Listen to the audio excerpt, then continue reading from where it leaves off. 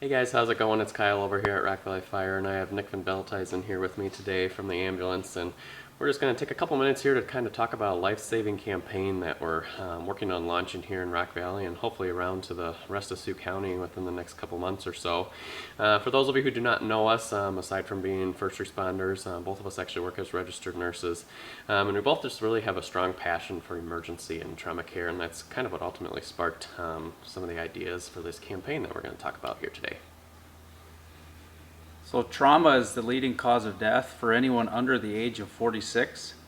A significant number of these deaths are a result of uncontrolled bleeding or hemorrhage, and as many as 40% of these deaths could have been prevented if bystanders and first responders had received the proper training on how to stop life-threatening bleeding.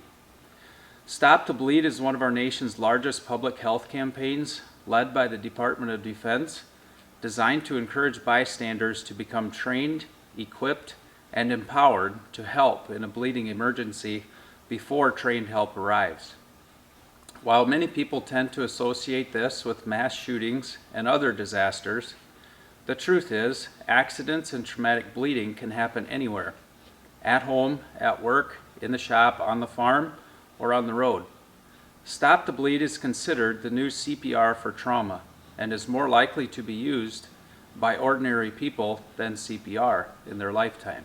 So in our roles as first responders and healthcare providers, I think over the last year or so especially, we've kind of noticed a training gap that exists both among us as first responders and just among the general public when it comes to stopping the bleed and how to treat people with a bleeding injury. So that kind of sparked an idea for both of us kind of looking around thinking, what can we do to help the general public and us as first responders be better prepared and more adapt to respond to these bleeding situations and emergencies. So we kind of looked around and came across the Stop the Bleed course. As Nick said earlier, it's kind of a course that's been going around the country, and it's relatively new. It started around 2015, so we both took the course, became instructors, and found it really, really beneficial for not only us as first responders, but in how it can be applied for you guys in the public to be able to respond to bleeding emergencies.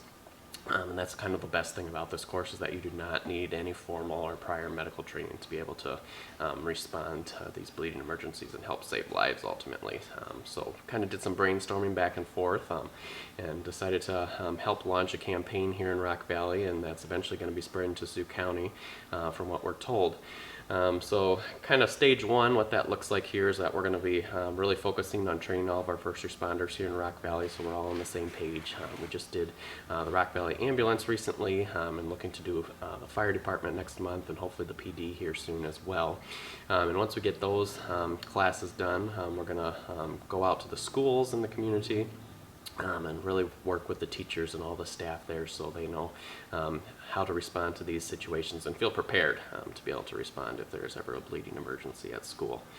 And then eventually we're going to hopefully open this up to the public, so if there's any businesses in town or the county, Sioux County as a whole is hopefully going to be pushing this as well to be better prepared and help us all ultimately know how to respond to a bleeding emergency. I just heard this week that NCC is also partnering and launching this campaign as well, so there's going to be classes in Sioux County, Lyon County, kind of all in our 4-county area here, so definitely be looking out for those courses, and more information to be coming here soon in the future.